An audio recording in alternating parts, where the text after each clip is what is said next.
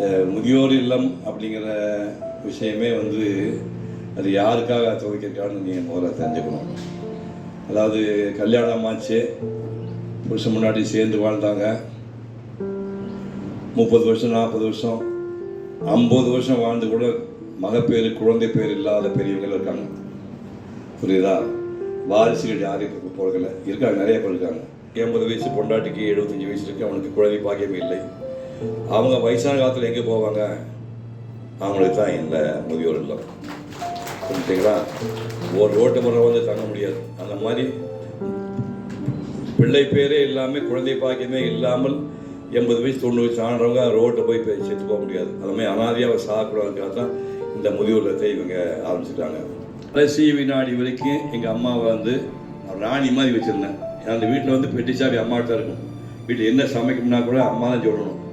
பீச்சில் போய் சுண்டல் வாங்கிட்டோம்னா அம்மாட்ட மொத்தத்தையும் 50 விலை கொடுத்துருந்தோம். அம்மா தான் வந்து சம்சாரத்துக்கு எனக்கு குழந்தை பிரித்து கொடுப்பாங்க. மொத்தத்தை எடுத்துட்டு போட்டு எங்கள் அம்மா கோச்சிப்பாங்க. கடைசி மூச்சு வரைக்கும் எங்கள் அம்மாவுக்கு இந்த பவர் கொடுத்துருந்தேன்.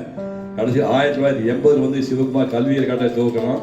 அந்த நாளில் எம்ஜிஆர் முன்னாடி எம்ஜிஆர் கையில் எங்கள் அம்மா வந்து செக் கொடுக்குறாங்க. கொடுத்து படமெல்லாம் இருக்குது. எம்ஜிஆர் தலைமையில் சிவகுமார் கல்வியர்களை துவக்கி எங்கள் அம்மா உயிரோடு இருக்க வரைக்கும் 9 வருஷமும் எல்லா மாணவர்களுக்கும் எங்கள் அம்மா தான் பரிசு கொடுத்தாங்க. அந்த மாதிரி ராணி மாதிரி எங்கள் அம்மா வச்சுருந்தேன். புரியுது அவனுக்கு? அந்த மாதிரி நீங்கள் உட்கார்ந்துருக்க நீங்கள்லாம் அப்பா இல்லாமல் நான் வாழ்க்கையில் என்னதான் நீங்கள் சம்பாதிச்சிங்கன்னா கூட உங்கள் அம்மா அப்பாவை போய் அனாதைகளுக்கு கொண்டு போய் விட்டீங்கன்னா அந்த பாவம் உங்களுக்கு சும்மா விடாது. நீங்கள் நிம்மதியாக சாக மாட்டீங்க. ஞாபகம், நீங்கள் நிம்மதியாக சாக மாட்டீங்க. உங்களுக்கு சொத்து பத்து தாய்மார் கடைசி வினாடி வரைக்கும் கண்களாக காப்பாற்ற வேண்டியது உங்கள் எல்லாருடைய கடமை. சும்மா சிவகுமார் பேசினா விட்டுறாதீங்க. உங்களை உருவாக்கி விட்ட தாய்மார்களை அப்பா அம்மார்களை கடைசி மூச்சு வரைக்கும் நீங்கள் நல்லா வச்சுங்க.